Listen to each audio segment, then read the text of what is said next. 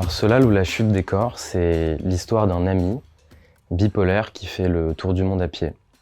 Donc Solal est bipolaire, ça veut dire qu'il oscille entre des phases hautes et des phases basses, comme on en connaît toutes et tous, sauf que chez lui c'est plus marqué et parfois même assez impressionnant. Et il se trouve que c'est une histoire d'amitié, c'est une histoire qui nous lie, lui et moi, parce que j'ai poussé Solal, involontairement, vers l'une des phases hautes les plus terribles de sa vie. C'est l'histoire de son cheminement, c'est un livre qui a pour vocation d'essayer de montrer ce que ça peut être que d'être bipolaire quand on a autour de 25 ans. C'est une histoire vraie, mais que j'ai essayé d'écrire comme un roman, de façon à ce qu'on puisse essayer de mieux comprendre ses états d'âme. L'écriture de ce livre m'a appris plein de choses sur la bipolarité, j'en savais pas grand-chose avant de me lancer là-dedans.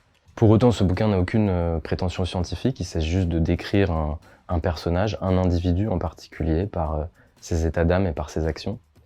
Mais j'ai effectivement appris par exemple qu'il y avait entre 1 et 2 millions de personnes bipolaires en France, dont beaucoup de personnes qui ne savent pas en fait qu'elles le sont puisqu'elles n'ont pas été diagnostiquées.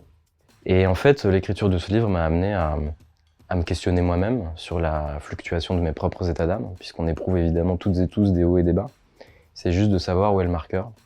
Dans l'écriture du livre, il m'était arrivé de me demander si moi-même j'étais pas un peu bipolaire en fait. Et parce que moi aussi j'ai eu des périodes, j'ai eu des frasques et vraiment je me suis demandé par moments mais pourquoi toi Solal tu es du côté des fous et moi du côté des bien portants.